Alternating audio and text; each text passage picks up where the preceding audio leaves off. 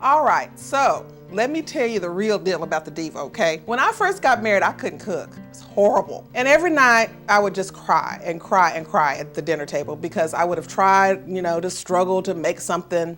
My sweet husband, Michael, he would struggle to try to eat it. I say, I know it's not any good, you don't have to eat it. And he'd say, no, it's fine. Bless his heart. I just love him dearly.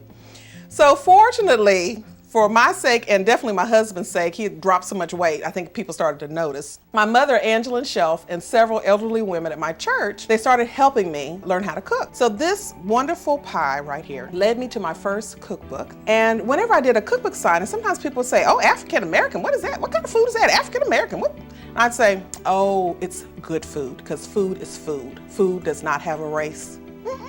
No political affiliation, no indeed. Food is just food.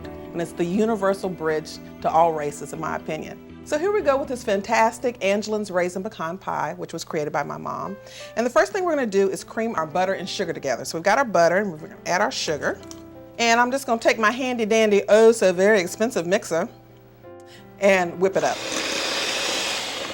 Alrighty, now we've got this nicely creamed, and now we're going to add our eggs. So we got those two to the party here. Okay.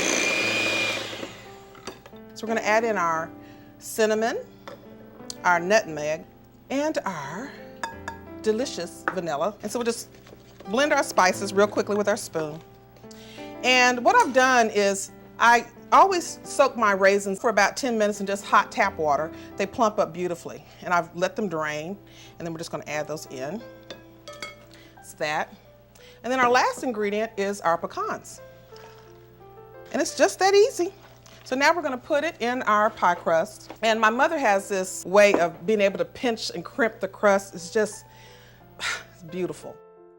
Diva didn't get that when she passed on the gift, so I do what I can. And this filling, it starts off thick like this, and then as it bakes, it sort of sets into a custard consistency. And what you wanna do is bake this until the filling is in the center is almost set. It just has a slight little movement to it. And then the residual heat, once you remove it from the oven, will help the pie to set all the way. But you don't want to cook it until it's hard as a rock. It'll ruin it.